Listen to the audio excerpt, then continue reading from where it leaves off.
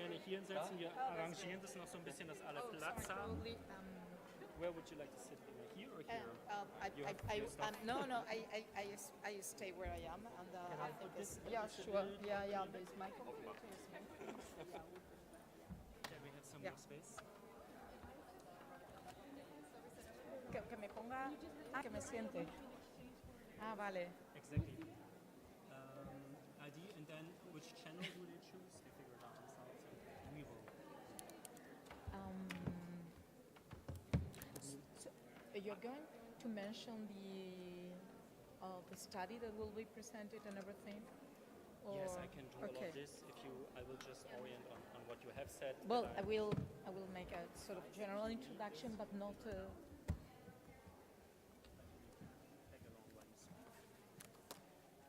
I will start just by saying one thing, and that is that the translation devices are on the back side of the room. No, so people who want to follow in Spanish can do that. So this is more kind of service announcement. I don't know for preparation. We will have to probably share some of the slides. Maybe in German. Okay. English 1, Spanish 2, and then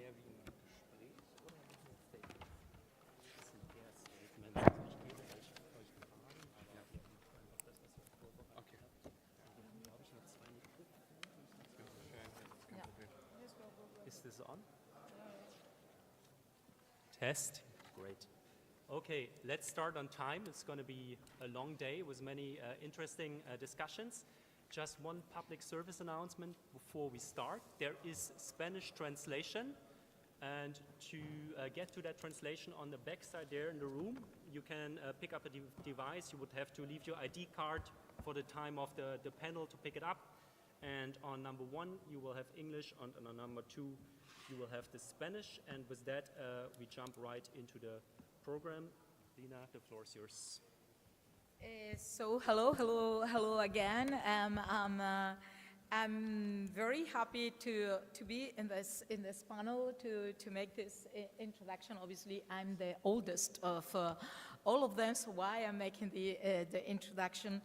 I'm so happy because we will be dealing with a topic that worries me a lot, and it is this polarization among young men and women, not only in Europe, but really all over the world.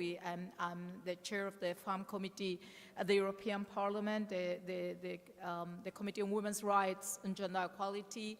And we just made a mission to South Korea just a few months ago. And one of the reasons we made that mission to South Korea, it is because it is the country with the biggest gender gap on voting, over 25 points.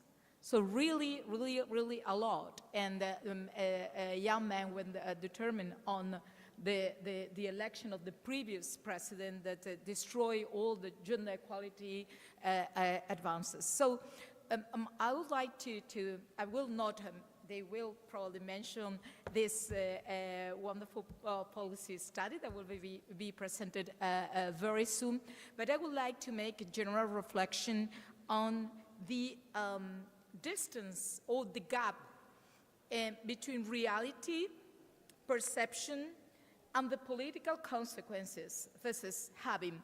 Because if we take the reality, if we take, statistics, numbers, we still have a lot of female discrimination. We are still less incorporated in the labor market. We do it with more precariousness. We are earning less. All over our life cycle, especially when we are older, where the gender income gap is sometimes 40%, so it's very big. We have the feminization of poverty and so on and so forth. So we still are killed for just being women. We are suffering gender-based violence now, even in new forms through digital forms. So everything we do is undervalued. We still have a huge gap on unpaid care work. It's even bigger than the labor gap. So just name it, take whatever you want. If you take still a picture of who is ruling the world, it's still male-dominated, especially in the economic sphere, so just take it. Whatever you want, indicators you want to take, is probably not education or life expectancy in certain countries, but for the rest, there's still a gender gap, a clear gender gap. However, perception, it is different. And there are, as I mentioned before, South Korea, when I was there, the first thing I was asked by a journalist, say, what do you think about inverse discrimination? And this inverse discrimination is this perception man feels they are the one now, or the young man, the one being discriminated. It is true that, as I was saying before, one indicator in which women are performing better than men is education.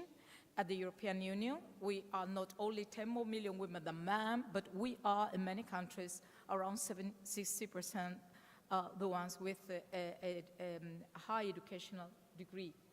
And we are also gaining more because of feminist conquest, gaining more autonomy, gaining more agency. So that means men has less labor expectation, more precariousness now, more uncertainty, and this feeling that they are losing status, fear, a fear that social media is amplifying anti-feminist narratives, promoting polarization. And we know that algorithms are enforcing conflict, polarization, and victimization, and generating bubbles. So the perception many young men have now is that they are lagging behind, and the responsible of why they are lagging behind is feminism,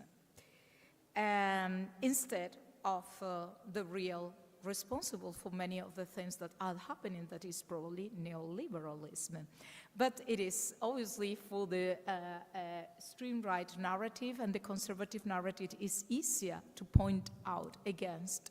Feminism is not only easier, it's where they want to point out, because feminism is the most radical democratic movement all over the 20th century and part of the 21st century. So if you want to empty democracy, if you want to go against democracy, you have to go against feminism. So it's not neutral, it's not by chance they are doing that. It is not by chance they are putting the responsibility on feminism. This idea that we went too long when we have not yet arrived, as I was saying at the very beginning.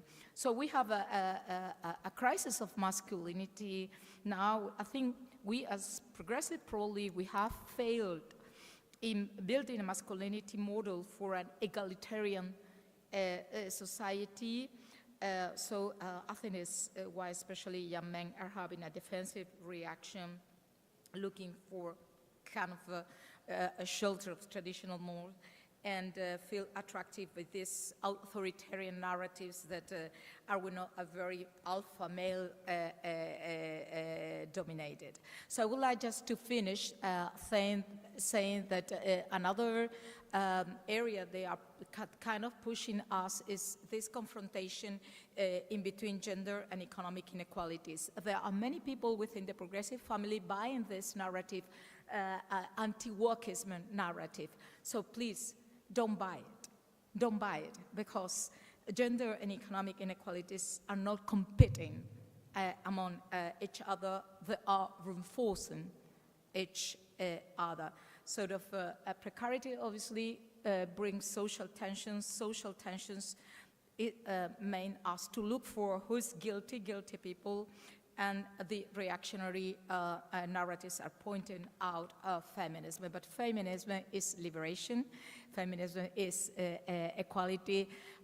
So I hope we will be able, all of us together, really to bring feminism to the core of our political action, the core of our ideas, and I stop here.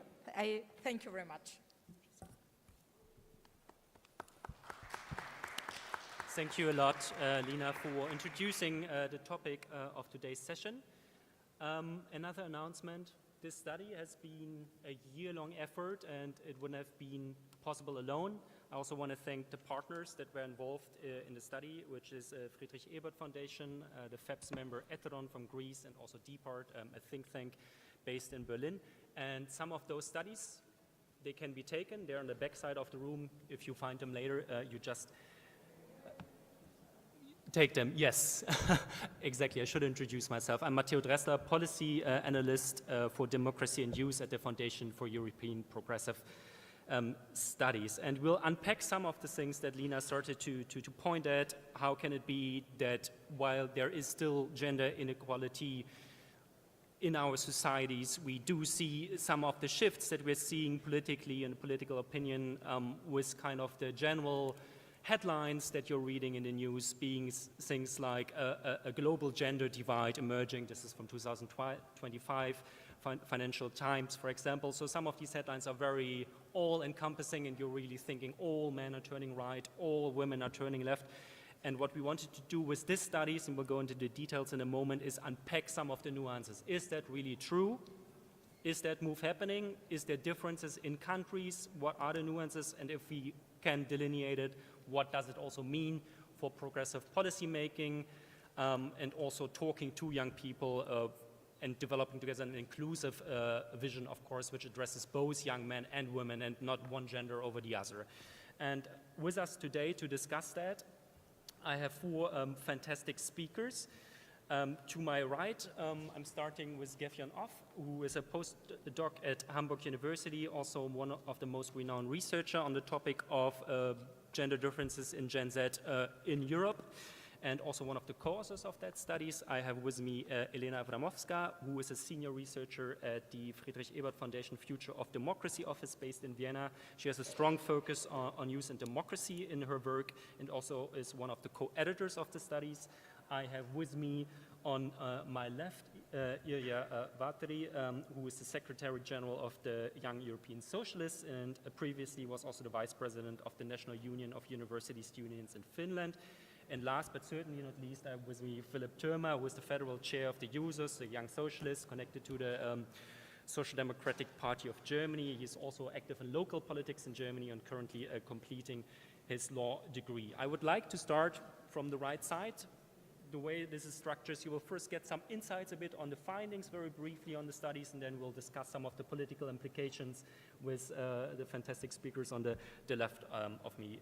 Gefjon, if you could let us know and unpack a little bit, what do we actually know on that topic? Is there this gender divide? What do we not know? And certainly also, what have we been able to kind of maybe contribute to kind of put the research forward with our own study? The floor is yours. Yeah, the Yes. mic.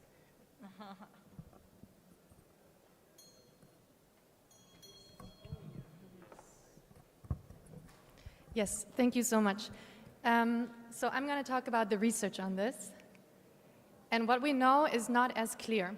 So is there a gender divide in the Gen Z in voting or left-right ideology? Survey data shows that this happens only in some countries. And then when it happens, the question is it because young men become more conservative, or is it because young women become more progressive, or both? And also that changes, depends on the country, right? So in research and what we see from survey data, the patterns are not as clear. But what we find most consistently is that there is a gender divide in the Gen Z between men and women in attitudes towards gender equality and feminism in most countries that we're looking at. So whereas when we look at voting and left-right ideology, it really depends on the country, and sometimes you see it, sometimes you don't. For variables on gender equality and feminism, we are more likely to see it across countries. Okay, but there's a lot that we don't know. Why do we see it in some countries and not in others? We don't know. Also, what explains the Gen Z divide where it exists? And that we also don't know. There isn't a consistent literature that explains why we are seeing it somewhere and not in other places. But the theories that are being proposed are about women's emancipation and generational change in social status. So to keep it short, a woman today, a young woman, is doing better in social status than her mother and grandmother, but a young man today is not doing better in social status than his father and grandfather in relative terms. That might be one explanation.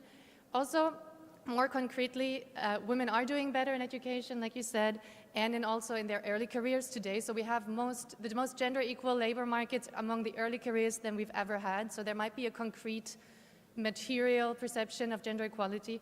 And of course, there's the big question of social media. But these are only question marks. We don't know yet. So this is what we show in our study, and we start with this graph. We see left-right self-placement with only young people. So everybody in this graph is young, younger than 30. And then on that side of the graph, you see those who were young in 2002. And then on the right-hand side of the graph, you see those who are young today. And you can see that the blue line are men, the red line are women, and if they have higher values, they are more right-wing. If they have lower values, they are more left-wing. So in 2002, they weren't as divided as they are today. If you took young men and women in 2002, and this is data from all European Union countries, they weren't as divided on left-right ideology if you ask them to place themselves on a scale from 0 to 10. Today, there's more division, and a lot of it is also driven by young women who became more left-wing. But if you look at the scale, everything here ranges between 4.5 and 5.5, whereas the whole scale is between 0 and 10. So they're still very much in the middle of the scale, right? It's not like they're going to the extremes yet, not on average at least. Now this is if we look at only the people from today, but all age groups. So on the right-hand side, you have men and women who are older, and then on the left-hand side, you have men and women who are younger, and then those who are in between. And you can see that men and women today who are younger are much more divided in left and right ideology than older men and women. So this is just looking only at people today across age groups. And you see a stronger divide among the young, but you see that it's also mostly driven by young women to turn more left-wing. Then this is by countries. I'm not going to go into it because it's too small for you to see, but this is to show you that it really differs by country. So on the first, we have Germany, and the youngest aren't divided. And then in Greece, we barely see a stronger divide among the young than among the old. In Poland, we see it very strikingly, and we see that young men are also more conservative. In Spain and Sweden, we really see that young men are more conservative on left and right. So here it's more striking, but this is just an example of 5 countries that we discussed in the study, and if you look at other countries, it will also look different. So the patterns differ by country. And finally, this is a variable where we ask people, do you think that women are discriminated against in the workplace? And if they say yes, they rank higher on the variable.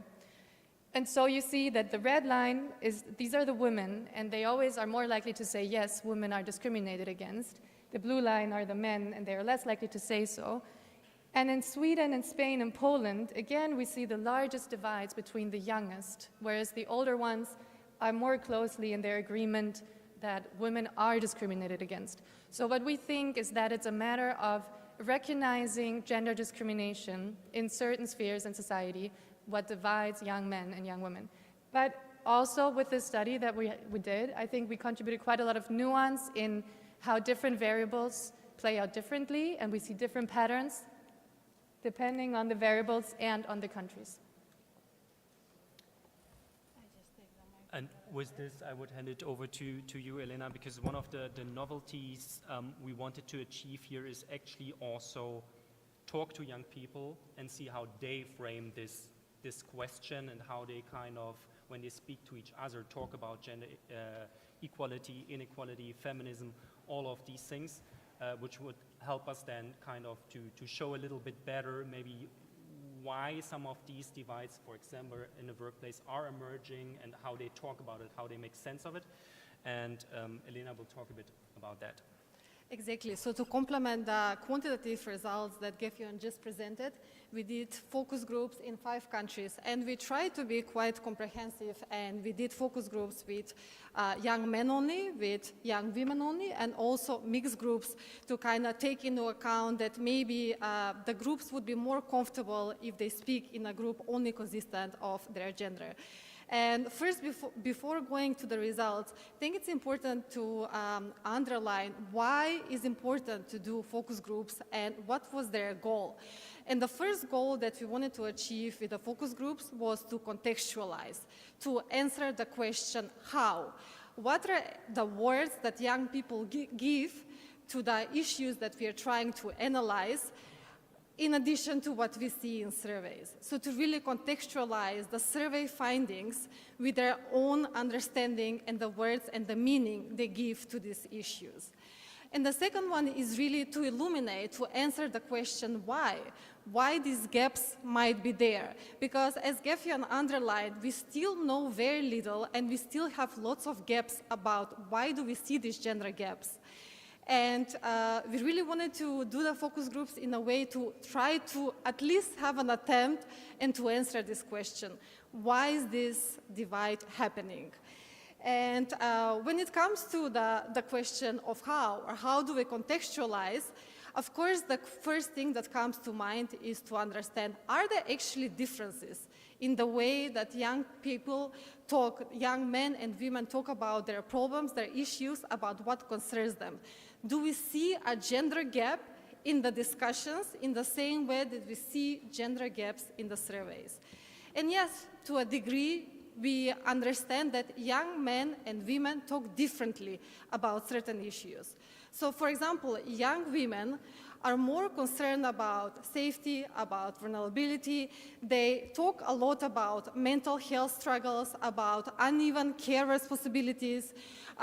They really think that gender equality is important to them. And it's high on the political, oops, sorry, yes.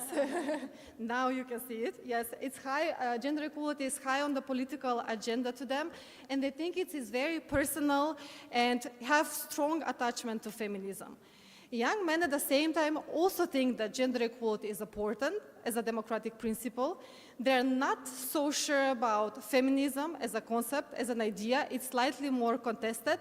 And they're slightly more concerned about socioeconomic issues, about issues such as loss of status. And there's also this idea that maybe this generation is doing worse socioeconomically in terms of status than the previous generation. But this is actually what we often see in surveys. This is what you see. This is the divide that we see in surveys. This is the divide that is often reported in media. But what our research shows is that if we go one step deeper, and this is something that we often don't see it so much discussed, and it's perhaps one of the biggest contributions of our own research, is that behind these seeming differences, there are often the same root causes. And some would say this is a time of a crisis of men, crisis of young men that experience different insecurities, but actually what our research shows now is that it's in a way crisis of a whole generation. We have a generation that feels very anxious and very insecure about the future, and this insecurity manifests in many different ways. Being pessimistic about the future of their societies, being insecure and struggling with multiple crises, such as the housing crisis, the economic crisis, security crisis, geopolitical crisis. And there is also one other very important element, and that is how the perceptions on what democracy is are slightly changing.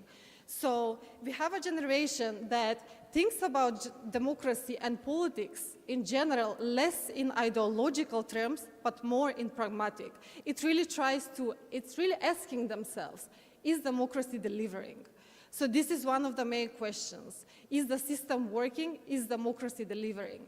And then going back to the previous slide, of the different gender divisions. So when young men and different articulate differences in how they perceive the world, they somehow still come back to this common sense of insecurity that is brewing under the surface. And in times of such insecurity, then it seems like that traditional family models might become a little bit more attractive to young people, or this is something that we can infer from our focus groups. And because this is a room full of progressives, it's really the question, how can progressives address this issue? And there are many different policy areas that we can discuss, and unfortunately we can't go in too much detail. Maybe in the Q&A later on we can address some of these. But really, it's one of the main things is to address the generational insecurity and to find more practical solutions to everyday problems. To strengthen democracy, we really, it seems for this generation, we need to focus on their everyday problems and struggles and to root them in their everyday experiences. And this, of course, should be accompanied with changing a little bit the gender norms, talking about different norms, what is masculinities, what is femininities, try to reduce certain stigmas around mental health, especially when it comes to young men, because young women seem to be more open to discuss about these issues. And really one of the big things is also to change the zero-sum narrative discussion and perception, to really try to convince young people that equality is not about one of the genders going ahead and the other one going behind, which is something that might feel like it in times of insecurity, but everything is so scarce. And we see this in some countries in particular. We saw this in Greece. There is a little bit of sense of competition and zero-sum mentality. So as progressives, I think we need to find ways to make politics better and to rebuild trust in the system. I think this is one of the only ways to try to solve this gap a little bit from its origin and not only from its symptoms. Thank you a lot, Elena. That was very insightful, and I would now like to move to my left. For you, it's the right. The question I have for you, it's no problem. The question I have, yes, I'm getting censored. No. The question I have for you, because here at the Global Progressive Mobilization, I think one of the main intents here is, of course, to network, and the second one is certainly also to not only get stuck in analysis, but also see what can we do about some of these things. How can we address some of the things that Elena kept mentioning, all this big anxiety, this insecurity, this lack of hope, that lack of trust sometimes in politics, which was really rampant in some of the countries. So from your European point of view, in your function as Secretary General of YES, how do you see this issue specifically, these gender divides, and where do you see also answers, both in the domain of policy to maybe address specifically some of these issues that were pointed out, but maybe also the narratives, the stories that might be needed to kind of address some of these issues in the future? Thank you, and what a pleasure to address you here. Glad to see a lot of familiar faces. I think in general, it's so important that people have ownership of the movements that we're trying to establish. I think we can see a very successful example of that with Zohran Mamdani's mayoral campaign in New York. It was able to mobilize massive amounts of people to make them feel that change is actually possible. And I think that we also kind of have to blame ourselves for not delivering when we have been promising. But when it comes to this divide and the kind of root causes, I think that it's clear that a big chunk of the underlying reasons are lack of hope.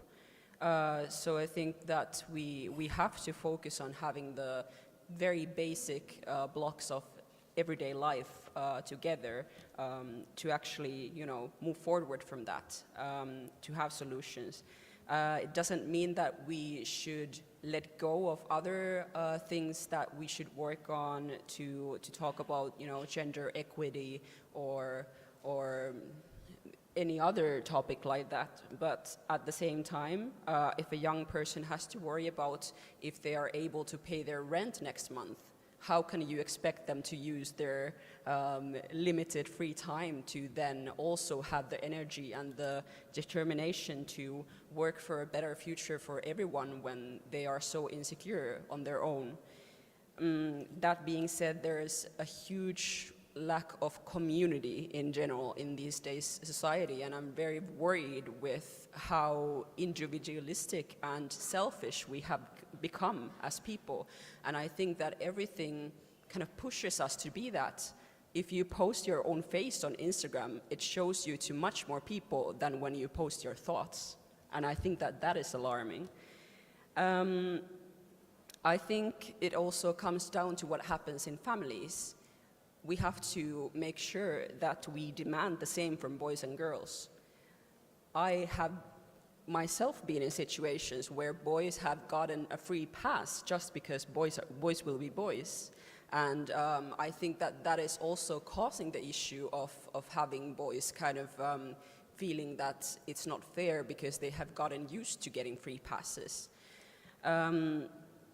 It's also good to note that the movement towards equity feels like oppression if you have been on the benefiting side of the inequality.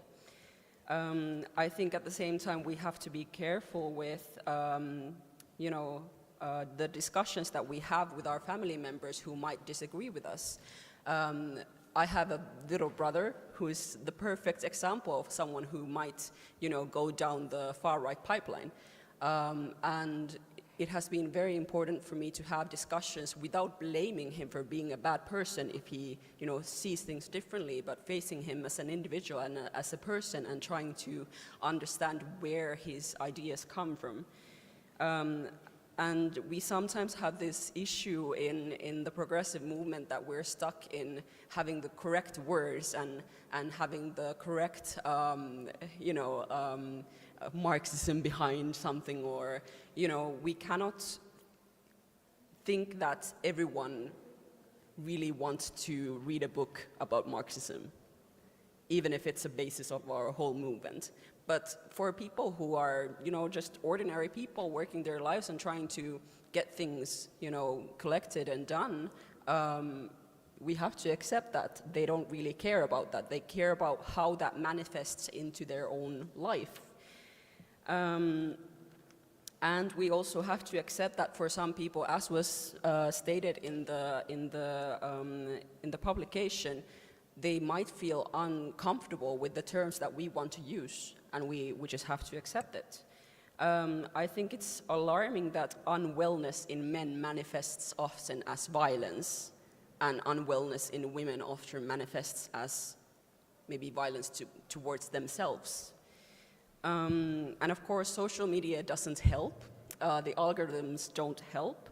But I still wouldn't say that the ban is the right solution, because young people should have the right to participate in society at its full extent, and a big chunk of society happens in social media these days. I think I'm closing with a notion on the Manosphere document. I'm not sure if how many of you have seen it. I think one of the saddest parts of it was these two young men who were struggling to find solutions to their lives, saying that mental illness doesn't exist. And then on the same breath, the young man said that his own brother killed himself. I think we lack good role models, and I think that young men do not slide down the far-right pipeline. They need good role models, and I would say that we need more men like Philip. And maybe that's a good closing and moving towards you. It was the perfect connection. Thank you so much, Ilya. And I will hand it over straight to Philip to look at a very similar question, but of course with your lens on Germany, which is also a country, if we look at recent state elections, which are very important in Germany, we also saw quite a difference between how young men and women voted. So my questions to you are really, how are you as users making sense of that voting and maybe also political opinion divide in Germany, how you're thinking about it, and how you're also strategizing in kind of bringing a progressive, inclusive narrative to kind of also win voters back, also young men. Yes, thank you. Accidentally, your question fits perfectly to what I have prepared. But first, good morning, comrades. It's nice to be here, and please be gracious with my English. It's a little bit rusty, and I have always warm a little bit up. But let me start first with, thanking the authors of the study, because I find it really helpful in effectively developing political strategies to tackle, on the one hand, anti-feminist movements, and on the other, to better understand our own generation. And I would also say that in the core, this study is actually a study of hope, because it describes, of course, a division, but this division is not due to moving of men much to the right, but fortunately of young women moving to the left, which means we did something right. We obviously, progressive politics did something good in convincing especially women that we need structural reforms and that feminist policies are very much important. And this is a big potential for us as a movement. But on the other side, we also have to give an answer to the question, how do we address men? Because obviously we were not really successful in doing this in the past. And I prepared 2 premises and 4 theses as strategic reactions to your study. The 2 premises are feminist policies for our movement, for our political parties, families, is non-negotiable. You see, it's simply, because you said it in your introduction, there is upcoming criticism about wokeness policies and all this. You see, a socialist movement has to be a feminist movement too, otherwise it can't be a socialist or social democratic movement. So this has to stand at the beginning. And the other premises is I would perceive the crisis of masculinity often so described as a chance to overcome classical gender roles of masculinity. And now is the important question, how can we do this? And so I come to my 4 theses, and I try to make it short so we have a little bit time to discuss it afterwards maybe, and all the other things that have been said on the podium. My first thesis would be, I think we need a materialist shift in our feminist policies.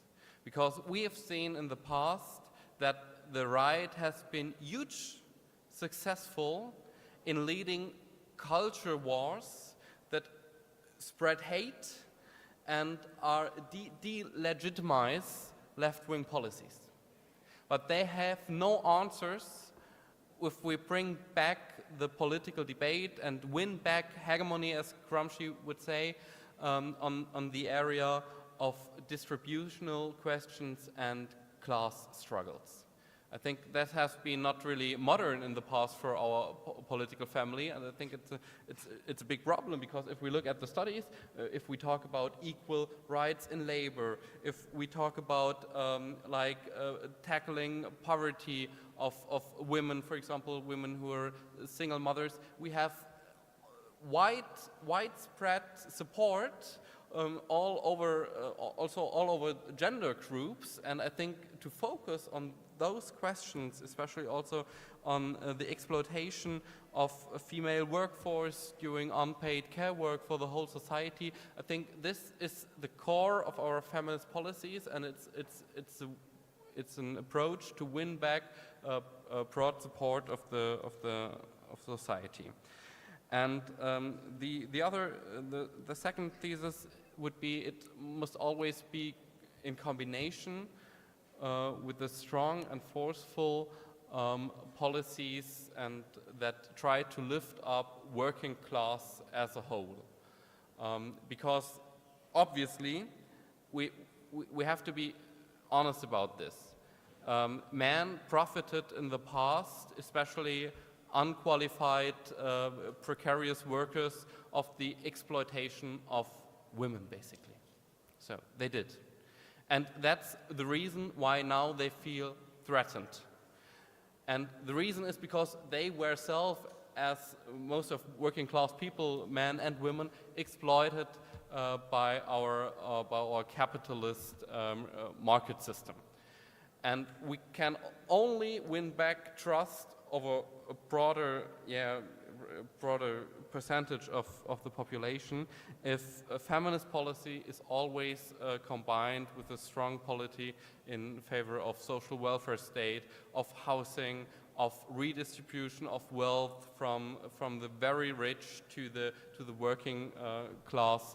And this needs to be the core, and it's especially important to support our feminist politics especially. And the third thesis is that the crisis of young people results from the deep feeling of helplessness, and it is our duty as progressive policymakers to lead the transition of this feeling of helplessness of a whole generation, men and women, whereas women react much more educated to it than men, but transform this feeling of helplessness to a feeling of self-efficacy. Because this is the reason to take over agency for their own future. This is the absolute key of preventing people to the illness of right-wing populism. And we did it in sometimes better, sometimes worse, but where we were successful, this is actually the key, that we are a movement who is empowering people, not feeling helpless towards the multiple crises of our time, but kind of finding hope in organizing and doing politics together. And the fourth thesis is, it's really, it's a little bit boring because it's always the thesis of social democratic politicians, but of course education matters. And we need to tackle like our pictures and our ideals of masculinity. It has to start in our educational system. It has to be like an offensive in our whole society, that we have to free the society of much overcome senses of strength and senses of individualism. This is an illness that is, you described it very well in your words before me, and those educational tasks are of course something that need to be deeply rooted in our educational system. Yeah, that's it. Thank you, Philip. I'm not going to make an attempt to synthesize, because this is also a space to talk to each other, and we only have 5 minutes left, 4 minutes, so I'm going to take 2 questions, very short, and then everybody has about 30 seconds to answer them, or 1 minute maximum, because then we have to leave the room. If there is any questions, then now is the time to raise them. Otherwise, I can, of course, synthesize the conversation, but if you have questions to both the authors or Philip or Ilya, there's one. I take one already, and let's hear it immediately, and then maybe it's somebody else still, and then we have the answers and close. Thank you. I see that you took a set of countries which are very different in terms also of policies. I wonder to what extent, for instance, the important difference that Spain made about promote inclusive gender norms in terms of the possibility to have equality in the parental leaves has in some way impacted also in the young generation. To what extent they are aware that there is a new norm that is probably making a different expectation on them as compared to other countries. I wonder whether you noticed these. I don't know, in the and I take one more question, and then we have to close. Then I take I just take this one there, and then. Hola, bueno, yo un apunte, soy trabajadora del sector social y una de las cosas que hacemos es poner el foco, cambiar el foco de los hombres tienen privilegios, los varones, ustedes gozan de tales privilegios, poner, creo que desde primero mejorar las condiciones laborales de todos los trabajadores, específicamente de las que educamos, que somos las mujeres en general, y segundo, cambiar el foco del debate en no cómo los varones se benefician de esto, sino cómo el patriarcado oprime a los varones y cómo los perjudica a ellos. Me parece que como para que lo pensemos. So let me translate very quickly where she says we need to shift the focus from just thinking that man has privileges and also focusing on how precarious is the situation, also especially for women in education and social services, and a very important message that patriarchy is not only oppressing women but also oppressing men. Okay, maybe if I understood the first question right, that was how different gender equality strategies, policy leads to maybe differences, right, in different countries. Maybe Gefjan wants to take that question really quickly, just a minute. I'm sorry for that, yes. Yeah, I want to show this or this, it doesn't matter. What is interesting is, oh, sorry. So it could be that in Spain, young men are reacting to all the legislation that has been passed recently, right? And that we see this advances in gender legislation, and that's why we now see some sort of backlash among young men. But then we see similar patterns in Poland and Sweden. And Sweden is very gender equal, but most advances were made long ago, in the last century, really. And in Poland, these advances really haven't been made. So the explanation might still work for Spain, but then we need to look for other explanations in other countries. And we have exactly 1 minute left. Somebody wants to answer the second question. So basically that we kind of acknowledge that patriarchy is kind of oppressing both men and women, and maybe also what to do about it. We have 1 minute left. Somebody wants to have a closing statement on that?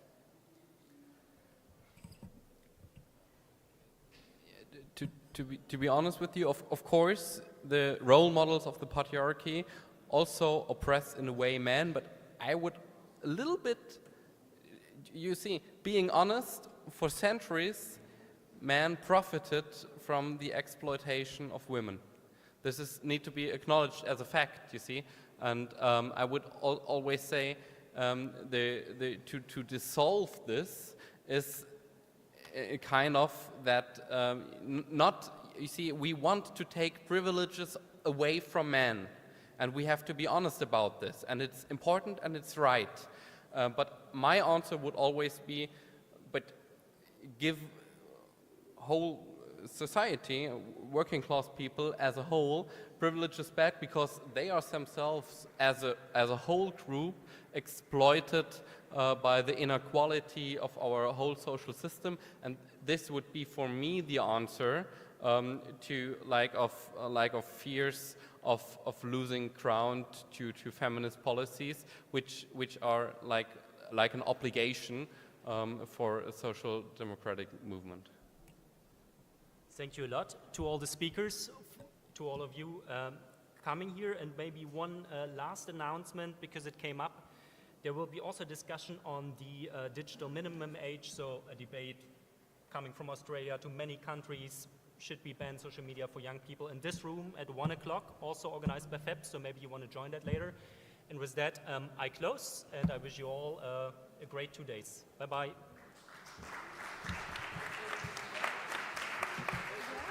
Ja, wir hätten. Nein, aber es hat alles reingepasst und wir konnten, ich hatte befürchtet, dass wir überhaupt keine Fragen mehr nehmen können aus dem Publikum.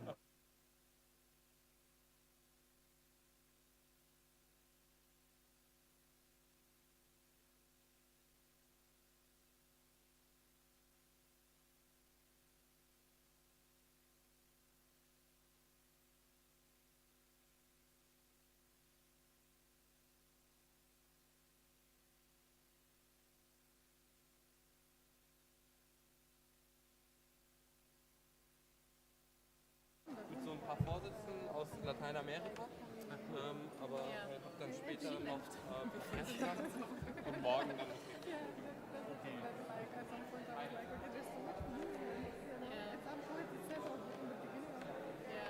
Thank you. Thank you. Thank you. You guys are happy to see it, right? Are you happy? The timing worked. Yeah, I was just saying, Gefjan, it was hard. Zoom really, I was more on Zoom than you recognize. But I mean, the room was, we wanted the round table. It's the one thing we asked the party. Okay, we have 60 people, so the room looks full. We would have gotten close to 60 people, whatever. We were, I They counted, didn't do that. but it was about 60. Yeah, this is what we kind of, without knowing whatsoever, that's what we expected. We guesstimated. It would have looked better, but it's kind of happy. People kind of seemed engaged, nodding here and there. I'm used to conferences and then it's completely empty sometimes. So, yeah. No, and I also thought that both Ilya and Philip, I mean, I'm afraid they would speak way too much, but they kind of stuck to their guns. We took questions which I anticipated maybe there's no time for it. So. I love that the panel was young.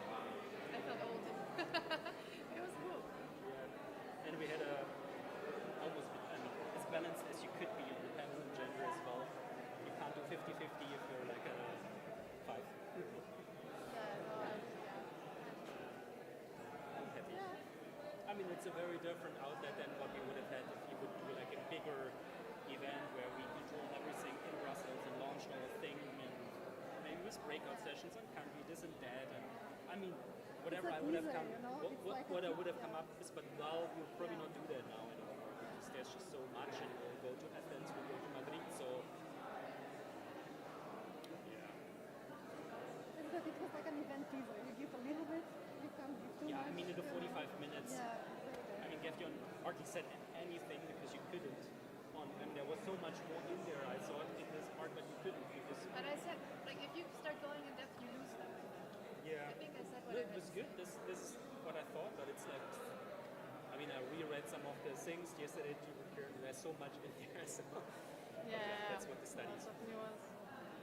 But you're more or less also happy, apart from the people leaving and coming. Yeah, I think like we did what we planned, no?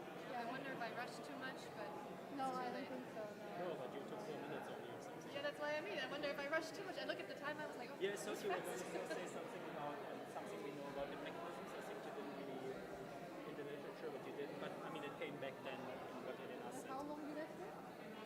I think you did quite good. 7, 7.5, 8, something like that. I mean, I didn't check because I immediately realized that we are more or less in time, so I